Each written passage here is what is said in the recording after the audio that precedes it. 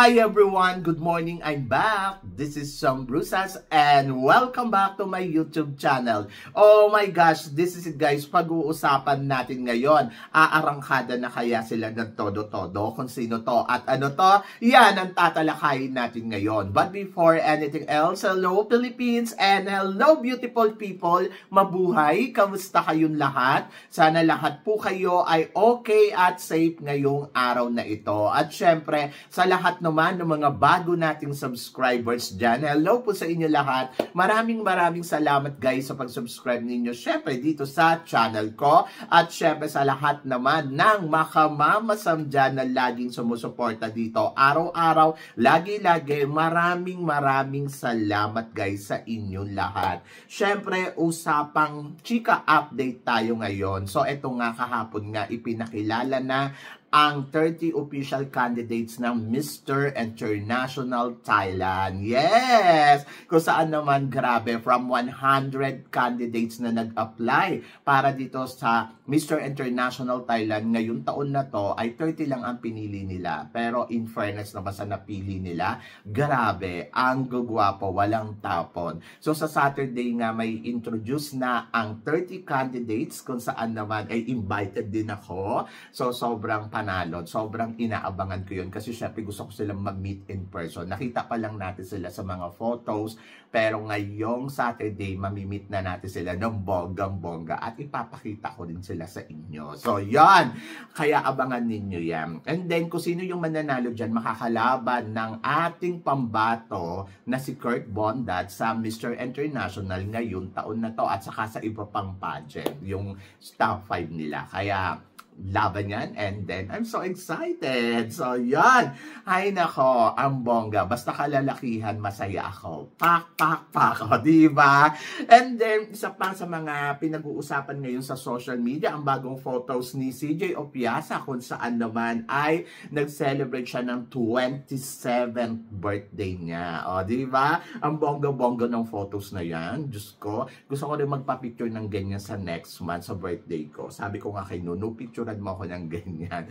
Sabi ni No, grabe ka, inggitera. Pero in fairness kay CJ, sa natamasan niyang tagumpay ngayon dahil grabe, talagang blessings umuulan kay CJ at happy ako for her. And then, ayun, so napakaswerte ni CJ kung iisipin mo, no? Dahil kung babalikan mo yung mga laban niya noon nung natalo siya sa Binibining Pilipinas, yung tinry niya maging Miss Universe Philippines, and then yung pumunta siya dito sa Miss Grand Philippines na parang konti lang yung panahon ng paghahanda niya na hindi mo alam kung mananalo ba o hindi, di ba? Yung mga tipong ganon. And then lalo na yung tinawag siyang first runner-up, iniyakan niya talaga yon. Pero ngayon kung titignan mo si CJ, talagang matagumpay, talagang pinagpala. Ay, napakabait naman kasi ni CJ talaga. Pag nakausap mo siya, talagang hanggat kaya kanyang i-approach or bigyan ng time, gagawin niya yun. At yun ang nakakatuwa kay CJ Opiasa. Kaya CJ, laban lang, isa kang tunay na reyna. Diba? So, reyna. Kaya parang feeling ko mahihirapan talaga tayong makahanap ng katulad ni CJ Opiasa. Kasi si CJ kasi authentic talaga. Ang puso, authentic ang ipinapakita at kaya siya nabibless ng ganyan ng bonggang-bongga. Sabing gano'n, sana daw si CJ sumali pa daw ng pageant kasi 27 years old pa lang naman. Kung ako tatanungin ninyo, parang feeling ko wag na. Tama na yung Miss Grand International at saka yung Miss Grand Philippines kasi isa na yung prestigious na pageant na nakuha niyang title. Huwag niya nang gayahin yung iba na gaya-gaya, sali-sali pa uli, may naging title na sali pa more, yung mga ganon. So ako para sa akin kasi, parang ma-reserve yung title na ikaw ang kauna-unahang Miss Grand International ng Pilipinas. Diba? So yun, kasi nung pag sumali pa siya sa ibang pageant, wala na, mawawala yun. Tapos, matutulad siya kay Antonio Porcel na hindi na nare-remember na Miss Supranational ng Thailand na kauna-unahan na nanalo sa international. And then, ngayon, pag tinitignan na nila si Antonio Porcel ay Miss Universe First Runner-up. Ganon. So, ayokong mangyari yun kay CJ. Gusto ko dumago siya sa ibang paraan na alam niya, katulad ng ayan. So, pumasok siya ng showbiz, di ba? Ang galing-galing niya kaya doon sa sa ASAP. So, pwede siyang maging performer doon. And then, kumakanta din ang CJ Opiasa. Baka naman marunong din umarte. O, di ba? Kaya, laban lang. Marami pang opportunity. Yung parang tipong Rabia Mateo na nag-grow ng bonggang-bongga. Di ba? So, yun. So, good luck kay CJ. And then, isa pa sa mga chika update natin ngayon, umarangkada na rin ang Miss World dahil ang unang-unang niyang bansa na pinuntahan maliban sa Thailand at India, na kung saan siya nag-compete sa India at nag-homecoming sa Thailand, ngayon naman ay nasa Indonesia na siya. So, welcome to the Indonesia. So, in-invite nila ang bagong Miss World para syempre ma-interview at syempre makita ni baka may project dyan si Oppo, di ba? Ako ang tatanungin ninyo, ang ganda-ganda ni Oppo, no? Fit na fit doon para sa sa Miss World crown. Ang ganda niya, bagay sa kanya. She look like innocent. Ganon. And then, ayun nga, sabing ganon, inimbitahan daw ng Indonesia para daw pasipsip daw kay Julia Mori. Para daw sa susunod na taon ay makuha na daw ng Indonesia yung target nila na manalo ng Miss World. Ako para sa akin, kung ano man yung purpose ng Indonesia dyan, ay ayokong bigyan ng masamang kahulugan. Dahil siguro, may project dyan ang Miss World, kailangan nilang gawin yon at maganda yan. Para sa akin ngayong taon na to, hindi lang naman ang Indonesia ang mapupuntahan ni Oppo, maraming bansa pa. So sa ngayon, remarkable sila. Bukas makakalimutan na uli sila.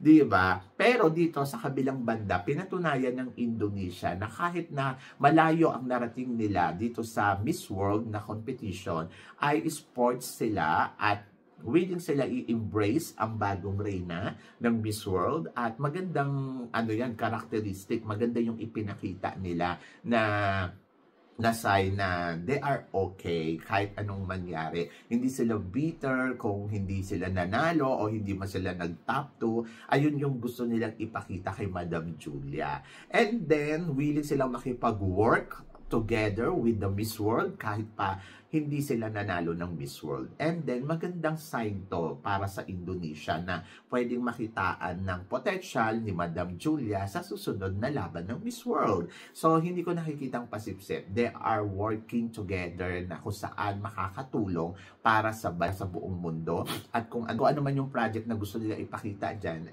siguro ayon ginagamit nila yung platform ng Miss World. At maganda yan, di ba? So, beauty with the purpose nga daw ang Miss World. Kaya, mabuhay ka, Oppo. And then, ayun, sana magawa niya ng maayos yung kanyang duty and responsibility bilang Miss World Queen. Di ba? So, I'm so excited dan. Pero ito, mas may excite ka dahil 2 Pinay ang magkukumpit sa Universal Woman. Dahil ito nga, ang pambato ng Saudi Arabia ay si Kay Trajano para sa Universal Woman. So, anong chika ko dito? Well, ang chika ko dyan, ang tagal ni Jasmine Omay na mag-compete sa Universal Woman. So, medyo na-postpone yung pageant nila, pero hindi ko alam kung kailan gagawin. But tuloy pa rin ang laban ni Jasmine Omay. So, si Jasmine Omay, isa to sa mga tinitignan kong napakagaling na kandidata na magkukumpit dito sa Universal Woman. Pwede tayong mag-back-to-back dahil magaling ang Jasmine Omay at matalino talaga. And then, another Pinay beauty ang makakakumpit niya. Ito yung pambato ng Saudi Arabia na si Kay Trajano. Ang alam ko, lumaban to sa Miss Pampanga na transgender, di ba? Tapos, ayun. So, in-appoint siya ng Universal Woman Saudi Arabia para sa kanyang compete sa Universal Woman. So, napakaswerte. Pero ang feeling ko naman ay mas panalo pa din si Jasmine Omay. At hindi ako nawo-worry kahit sabihin mo pa nandiyan si Kay Trajano para mag-compete kay Jasmine Omay at makabog niya si Jasmine Omay. So, parang feeling ko, opportunity para kay Kay Trajano na makapag-compete sa international pageant. Pero parang feeling ko hanggang doon lang. Charot. Hindi, I mean, parang maganda yan para kay Kay Trajano. Pero mas bongga pa rin talaga at aabangan ko pa rin kung ano ang ipapakita ni Jasmine Omay sa kanyang compete dito sa Universal Woman ngayong taon na to. Diyos ko, Sabi ng gano'n, kaya ba ni Jasmine na mag top 2 or mag back to back dito? Oo nga, medyo mahirap yan kasi back to back pa rin, di ba? So tulad nga na sinasabi ko, ang back to back kasi swertihan yan para makuha ng bansa uli natin. Pero naniniwala naman ako na fit si Jasmine Omay para sa Universal Woman at kaya niyang maka-top 5 at kung suswertehin, kayang manalo. Pero yung back-to-back, maliit na porsyento ang nakikita ko kasi parang feeling ko looking forward sila sa another. Pwede nilang gawing first runner-up. Ayun, ang pinakamataas na nakikita ko makukuha ni Jasmine Omay sa competition ng Universal Woman. Swertihan na lang kung mananalo tayo. But magaling si Jasmine, ha? And then, good luck kay Jasmine and good luck din kay Saudi Arabia. So, para sa kanyang compete sa Universal Woman, di ba? And then, another candidates naman ang aabangan natin para naman sa Miss Globe ngayong taon na to, this coming October, dahil magkukumpit nga si Annabelle McDonald. Yes! Nako, isang palaban. Aarangkada na nga si Annabelle McDonald para sa kanyang kompetisyon sa Miss Globe. So, ang tanong ng lahat, siya kaya ang susunod na maging reyna ng Miss Globe? Ayun. Ay, nako, maraming nagsasabi na ito daw si Annabelle McDonald. Ang nakikita daw nila ay parang si, Michelle Gumabaw. 2.0 daw ni Michelle Gumabaw. Ako naman, para sa akin, yung nakita ko naman si Annabelle McDonald kung paano mag-compete sa Miss Charm at naging first runner-up siya doon ng bonggang-bongga. Well, ang masasabi ko, baka runners-up at or corona itong si Annabelle McDonald dito sa Miss Globe. Siyempre excited ako for Annabelle McDonald dahil alam naman natin na talagang palaban to at iba rin ang karisma at iba din kung paano gumalaw. So naniniwala ako na kayang-kaya niya makipagsabayan sa mga magiging kandidata sa Miss Globe, and then parang feeling ko siya na ang susunod na reyna ng Pilipinas na makakapag-uwi ng corona ng Miss Globe after natin matry yung mga ilang candidates natin katulad ni Ana Valencia na naging second runner-up, tapos noong last year si Jasmine Bungay na naging second runner-up. Ngayon parang feeling ko second runner-up pa rin ba? Hindi. Title na. Charot. So yan. So yes, magtiwala tayo kay Annabelle McDonald dahil si Annabelle McDonald ay talaga namang palaban at naniniwala naman ako na iba din ang charisma ni Annabelle pagdating sa entablado. So siya yung babae na makikita mo na talaga kung com skills ang pag-uusapan ay kudaan talaga, ay makikipagsabayan niya ng bonggang-bongga. Ayun yung mga bala dito ni Annabelle McDonald. So siguro lang si Annabelle, kailangan lang niya siguro talagang maghanda ng todo-todo, and then lalo na yung kanyang pasarela. So sana ma-improve niya yun ng bonggang-bongga. Kasi naniniwala naman ako na magaling naman ang Annabelle at kaya talagang kumabog. So, looking forward ako kung ano ang ipapakita ni Annabelle sa darating na Miss Globe. And feeling ko kaya niya. Basta siguro mag-focus lang siya doon sa execution niya at saka sa lahat ng aspeto na pwede niyang ipakita dito sa Miss Globe, yung mga category ng Miss Globe. So siguro yun yung paghandaan niya. So parang feeling ko dahil may experience na siya sa international pageant at naging first runner-up siya doon. So alam niya na kung paano ang gagawin dito sa competition. At dahil nga sa nakitaan ko siya noon ng galing at lakas ng loob, so parang feeling ko yun din yung baon niya dito sa Miss Globe na pwedeng magpanalo sa kanya bilang titulo ng Miss Globe at may uwi yung corona sa bansa natin. Siguro nandoon lang ako sa part na pag-aralan lang niya ng maigi kasi may mga kulang din naman kay Annabelle McDonald, di ba? Yung nakita natin sa Binibining Pilipinas. But I trust her 100% kung ano ang prosesong gagawin niya para sa laban niya dito sa Miss Globe ngayon taon na to. And good luck, di ba? So, yun. So, kayo guys, ano guys ang masasabi ninyo sa mga pinag-uusapan natin ngayon? So, i-comment below mo yan at excited ako malaman kung ano naman ang chika mo sa mga tinatalakay natin. So, yun. So, syempre, maraming salamat po sa inyong lahat sa suporta at pagmamahal na binibigay ninyo dito sa channel ko. At sa mga hindi pa po nakaka-subscribe, please don't forget to click like